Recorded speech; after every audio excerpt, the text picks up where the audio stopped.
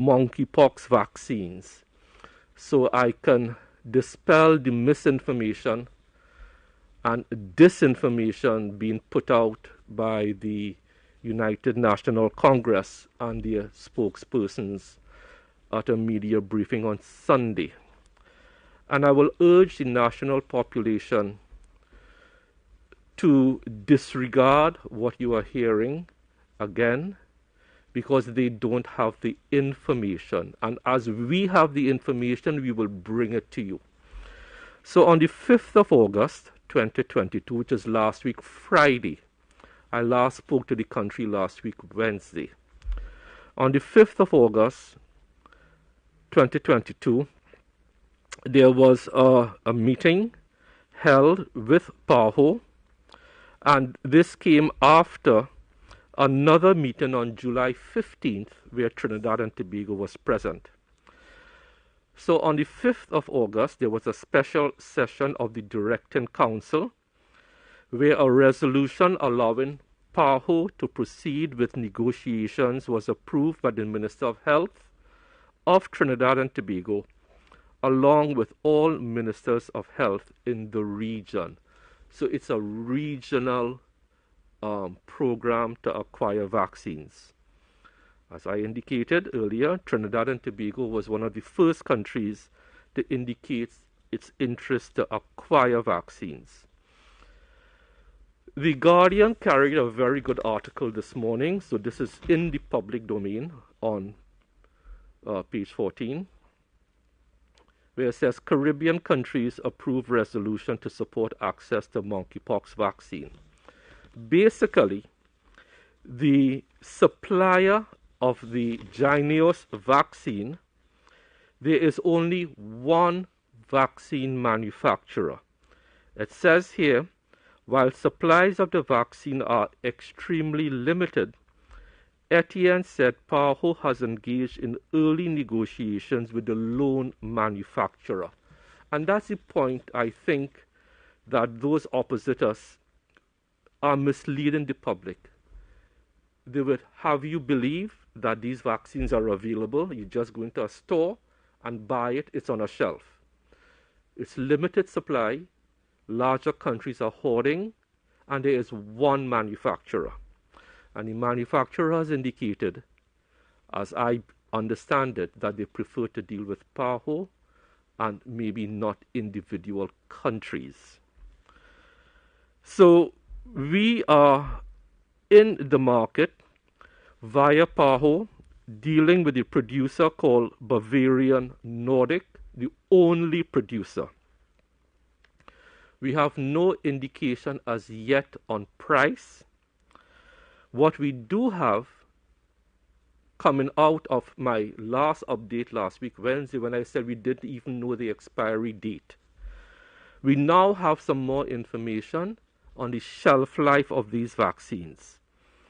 And I am quoting directly from a briefing I have from PAHO after meeting with them this morning at a ministerial level. However, on the issue of expiration date, the exact date will be informed once the contract has been signed. However, it is important to be considered that if the vaccine is kept at minus 50 degrees centigrade, the approved shelf life is 5 years. So if we chill it and freeze it down to minus 50, which we have the capacity for, it can last for 5 years. If kept at minus 20 degrees centigrade, the approved shelf life is 3 years. So we have the capacity in country to store it at both minus 20, therefore the shelf life will be 3 years, or minus 50, the shelf life will be 5 years. I just want to urge those who do not want to assist Trinidad and Tobago as a sovereign country to desist from misleading the population, to desist from spreading false information. It does not help. If you want to raise your voice, join me as Minister of Health as I have been doing for the past month, in urging the larger countries to share vaccines. That is what you can do. But to say we are making the same mistake, it is the same mistake you are making by putting misinformation and disinformation out in the public domain. There is one manufacturer in the world called Bavarian Nordic. PAHO has been appointed, these are my words, the agent for the PAHO region. And PAHO, by resolution, has indicated that they will be dealing with this lone manufacturer. And that is Dr. Carissa Etienne's words. If anyone wants to join us in urging larger countries to share vaccines, we welcome that. But I will urge all involved not to put misinformation and disinformation out there that we are not moving fast enough to acquire vaccines. By PAHO's own admission, we were one of the first countries to indicate our interest in getting these monkeypox vaccines. So I have given you all the information that has come to us from last week Friday and up to this morning with our discussions with PAHO at a ministerial level. And that is the correct, up-to-date information. So Al, thank you very much, and I think we could take questions and answers. Thank you very much, Minister. And as we go to our question and answer segment, the Honourable Minister and the CMO will...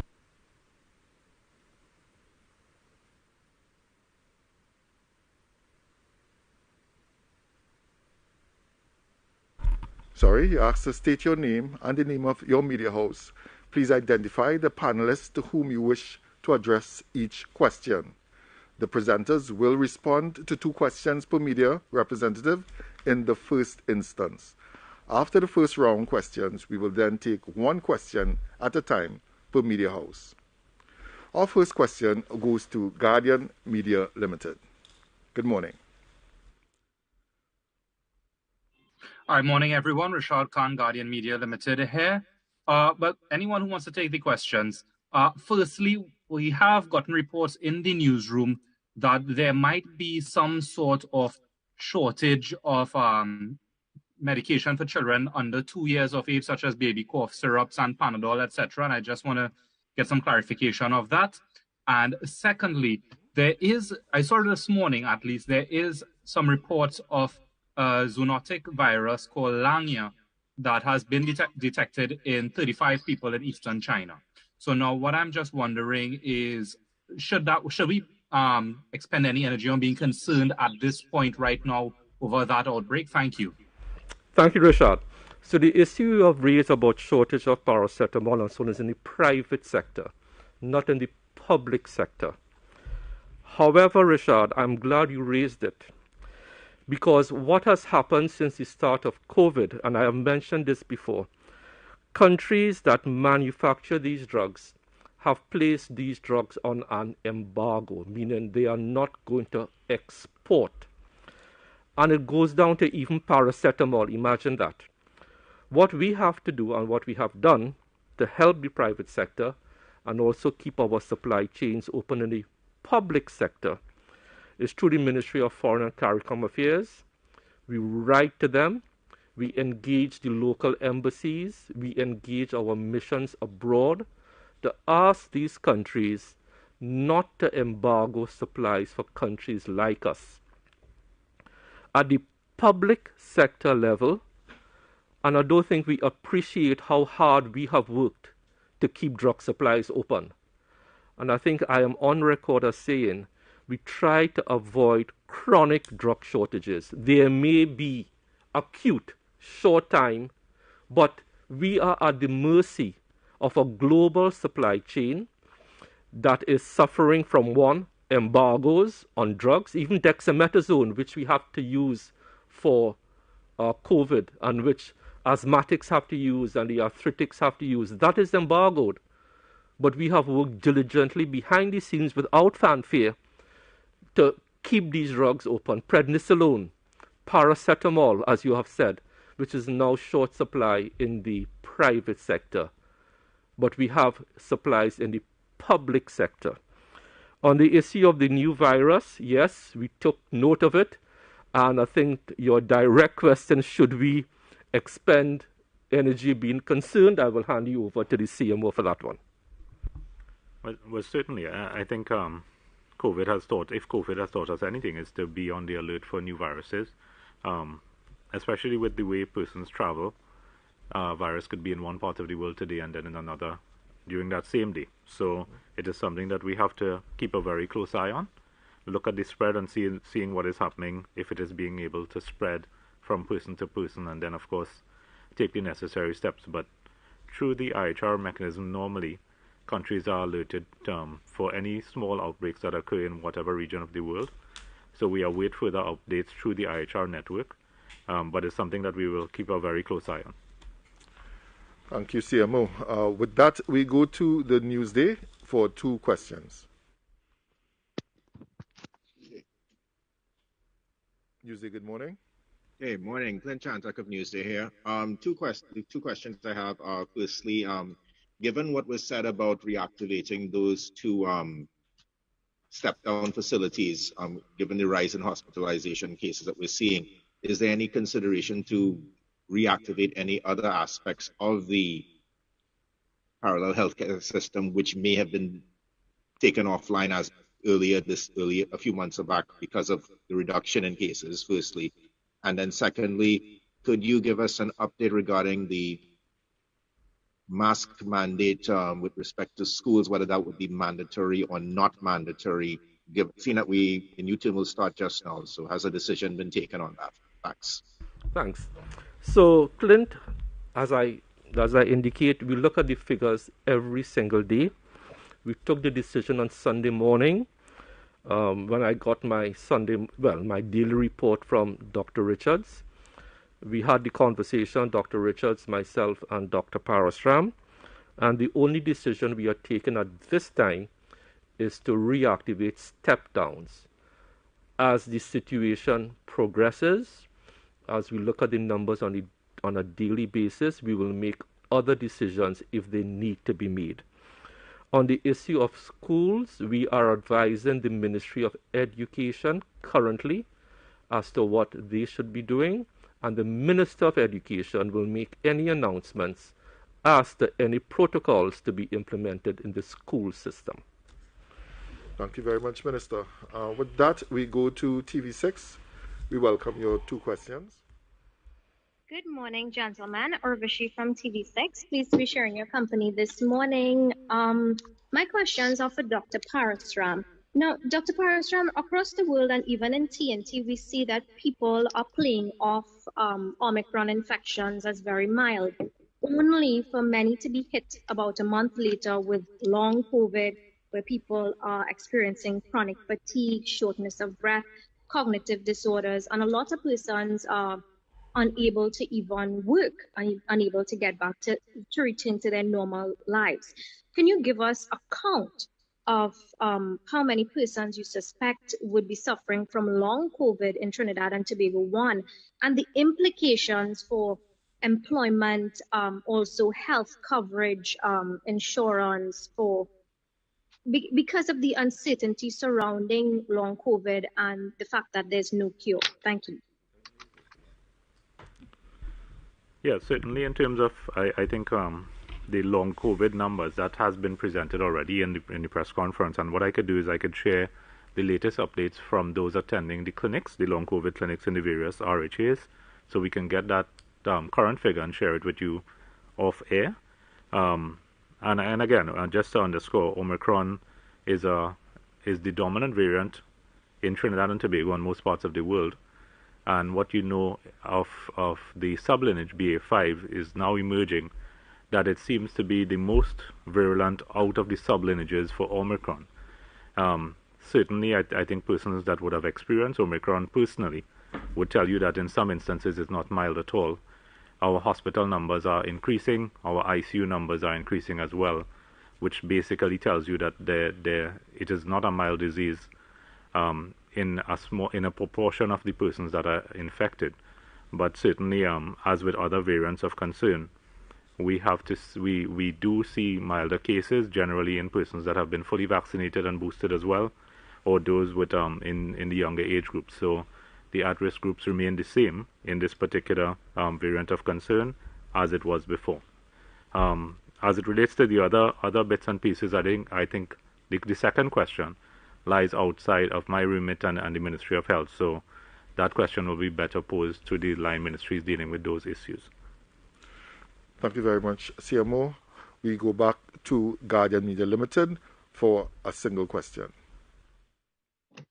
Okay, thank you. I just want to get some more details on the step-down facilities. I don't recall, and forgive me if you did say, when will these become reactivated, and when was the last time we had any step-down facilities in the system at all? So as I indicated, they will be reactivated in the coming days. We are hoping to have them reactivated over the weekend into early next week. I think the last time they would have been activated would have been about February, March, yeah. And then we started to deactivate them as the cases went down significantly. So that is what we are looking at now. Thank you, Rashad. Thank you, Minister. AZP News, good morning. We are ready for your 2 questions. Hi, good morning. Suan Wayo from ACP News. To the Minister, just a twist on Rashad's question regarding the pharmaceutical drugs. We hear that it may not necessarily be a shortage of other brands, but not an equitable distribution where there is a possibility that the suppliers, local suppliers, distribute to the larger chains and the smaller pharmacies, the village pharmacies, do not get the supply. Is there any mechanism that the ministry could monitor that or is monitoring it already? That's one. And the other two is, Dr. Parashram, you sort of touched on the cases, the rising cases, hospital cases, that is. If you can go into a bit more detail on what may be the reasons for the rising hospital cases as well as the number of daily cases, because we're seeing like a steady, we have not really gone underneath 6,000 active cases yet. For quite some time, we seem to be fluctuating between 6 and 7. So if you could give some further explanation on that and what could possibly be done to prevent it, maybe even bringing back perhaps the mask wearing or other measures. Thank you. Okay, so I'll take the first question on the issue of distribution of pharmaceuticals by distributors in the private sector. The Ministry of Health has absolutely no role to play in that, and for good reason. You raise the issue of whether the distribution is inequitable. That is going to larger pharmacies. That is conjecture. I have no evidence of that. What I would advise you to do is to call the distributor and find out from them if that is in fact factual. Okay? Thank you. Yeah, so as you said, the increase in COVID numbers over time, and you rightfully said that as the active cases have remained on or about 6,000 for quite some time now. So COVID-19 is still well with us. Having said that, when you look at the trajectory of it over the last 2.5 years, you would have seen that whenever there was a new variant of concern that came into the country, about a week or two after that, you began to see rises. Omicron was a little different in that it came when we were in the midst of a surge of Delta, which was and remains so far the most severe variant of concern. And it came on the downslope of Delta and actually decreased the hospitalizations at that point in time. And that was the early lineages of Omicron. It seems that BA.5 has come to us at a time, and in the world, where BA.5 seems to be more virulent than the original strains of Omicron. And therefore, we are seeing an uptick in the hospitalizations and the ICU levels as well. And of course, increase in cases would go along with increase in mass gatherings that have been occurring over the last month or two as well, and changes in the general public health measures that we had in place prior. So it's a number of factors, I think, that would go towards the rise of the cases, but certainly recommendations will be made. We continue to look at the numbers, of hospital cases, as Minister would have said. We look at a number of factors daily to determine our recommendations. But for now, as we've seen in other parts of the world, that begins in US, for example, to have a plateau in their Omicron numbers. So we are hoping that in the coming weeks we can begin to see a similar trend occurring. But again, we monitor daily and we will make recommendations as the need be in terms of any public health measures that we see important at that point in time. Thank you very much, CMO. I recognize the hand of Mr. Clint Chintak, so we'll go back to you. Mr. Chintak. Okay. Right. Yes, gentlemen. Yes. So the other question I wanted to ask, and continuing along the trend with the rising hospitalizations that we're seeing, is there concern against this background for any potential surges that could arise from planned large gatherings, which we may have, say, for example, the Independence Day activities we're considering, or possibly even the October Carnival in Tobago? Any concerns in that regard? Yeah, thanks, Clint. So, Clint, I think I have been very consistent, especially in the recent past, as we relax measures, talking about the risk-benefit ratio of the relaxation of measures. And I have avoided, for good reason again, singling out any activity, any parade in either Trinidad or Tobago. We have put out in the public domain, starting when the Honorable Prime Minister indicated to the country that the mask mandate will be lifted. And we put out into the public domain, even before that, when we started vaccinations on a large-scale level last year, that the responsibility and burden for the management of this virus is going to shift more and more from government action onto the individual, and for the individual to make decisions. We stand by that. We took our time to advise the population that if you fall into several groups, the immunocompromised, those with NCDs, those who are obese and overweight, the pregnant population, and especially that 700,000 persons who are unvaccinated, that you need to take care of yourselves and heed the advice that the Ministry of Health has put out. We ran full-page ads. We spoke about it ad nauseum at these press conferences. It is on the Ministry of Health's website of what sort of risk you can take. And we advise people, and the advice still stands, that you need to measure the amount of risk you are willing to take. We are not advising against shutting down any event, and I have been very careful not to pinpoint any event in the recent past. What we want to do is to advise people at this stage of the pandemic. And remember, this stage of the pandemic is new to us. While the virus may not be new, how we manage at this stage, where we are not relying on legislation, on mask mandates, where we are not relying on those measures, because if we do that, then the socio-economic fabric of the country and countries around the world will collapse. There is no more restriction on travel. There is no more need to have a test to come in, which is good for the airline industry, for the hotel industry. So it's risk and benefit. So my advice to people at the individual level, if you are going into a mass event, simply wear your mask, sanitize, and social distance as far as you can. If you cannot do that, then you make a personal choice whether going to the event is worth your life. And what we are seeing in the hospital numbers, as we said last week, is that over 80% of those people in hospital now are unvaccinated. So the evidence is there and the message is clear. Thank you very much, Clint. Thank you very much, Minister. And there's still time to get vaccinated at any of our health centers across Trinidad and Tobago.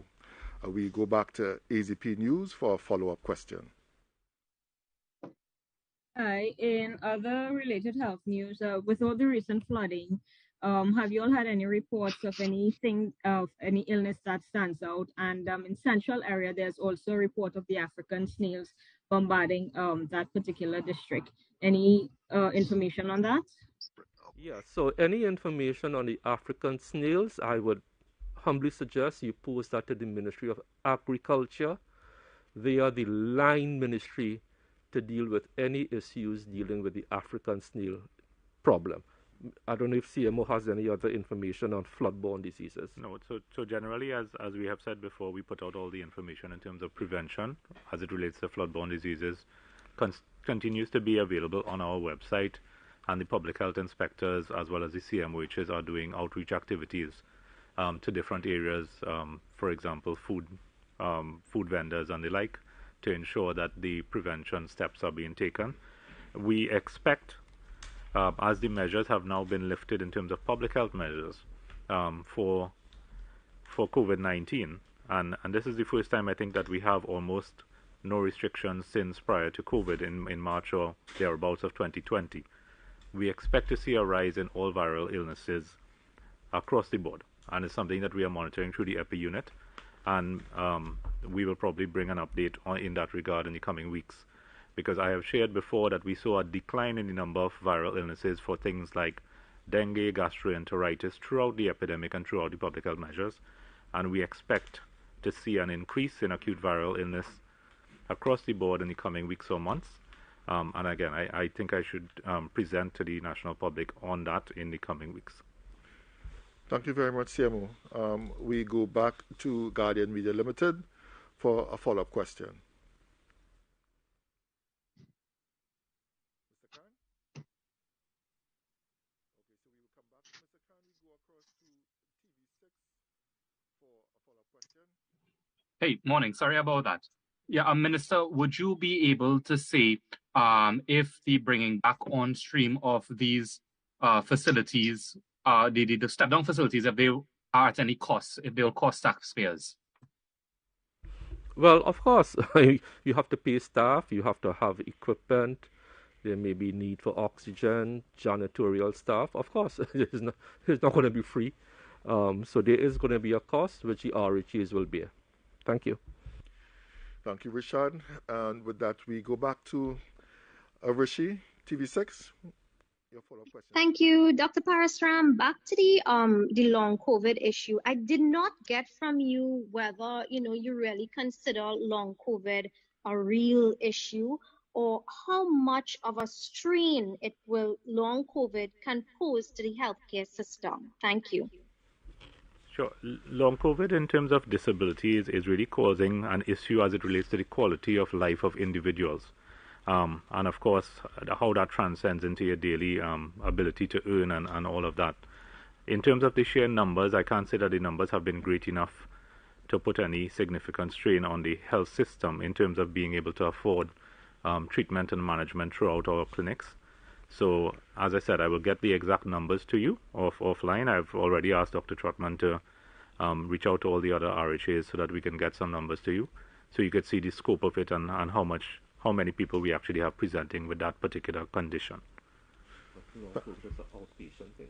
Yeah, long COVID in most instances is dealt with as an outpatient sort of. You tend to see fatigue. You tend to see in some instances what people have been calling brain fog. There's body pains that tend to go with it.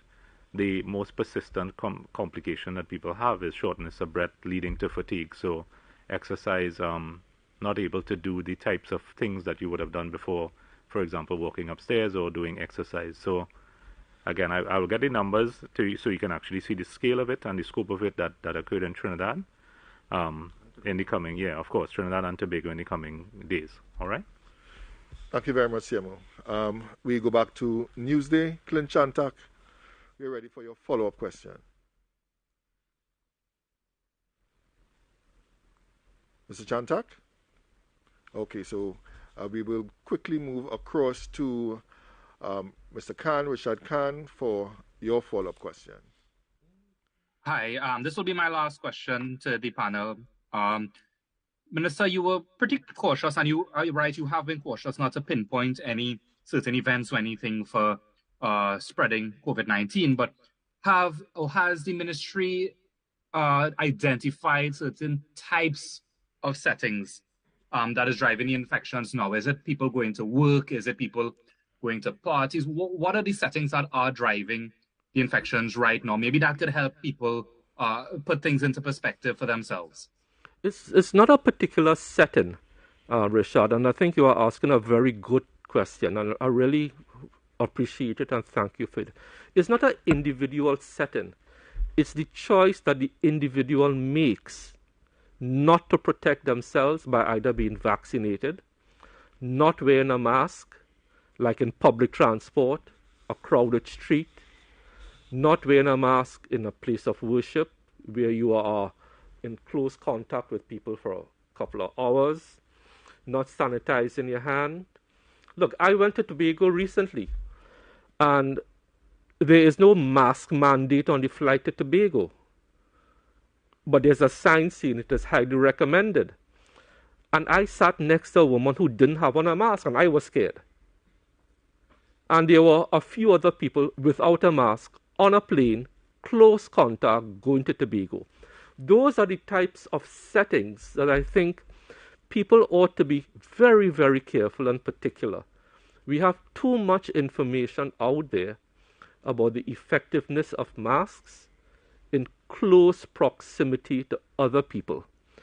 So it is not wise to pinpoint a setting, an event. Because you see, when we do that, we blame the event, but don't put the responsibility on the individual to conduct themselves in the event that they are going to or attending. So the general advice is everybody has to take personal responsibility to make sure they are not infected, and especially to that 700,000 persons, 50% of the population who have decided, I am not being vaccinated. If you are unvaccinated and you are not wearing a mask in any setting, you are putting yourself and the health system at risk. Thank you very much, Richard, for that question. I really appreciate it. Thanks, Minister. Newsday, we recognize your hand. Your question, please.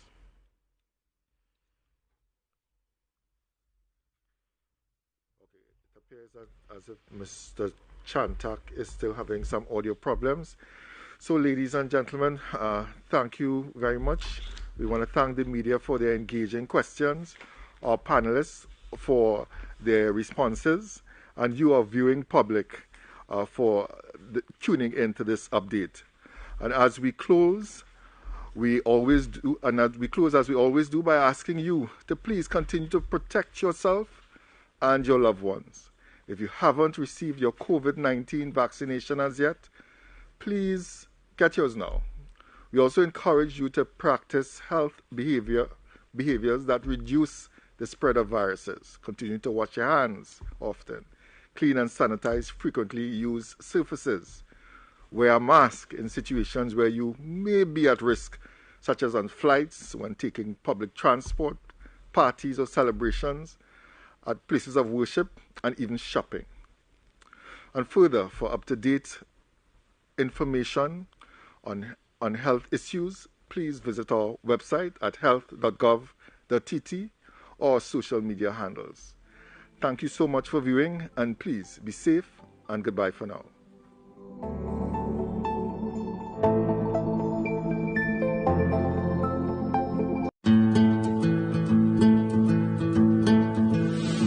Developing a vaccine is a long road full of checkpoints. Different phases of testing are designed to make sure it is both effective and safe. But with the whole world struggling to contain a pandemic and unprecedented amounts of scientific work taking place, the road to finding the COVID-19 vaccine looks more like this. But first, let's take a look at the usual path. During preclinical trials, the vaccine is tested on animals to determine whether they develop antibodies to the disease-causing germ. If these trials are successful, the candidate vaccine moves on to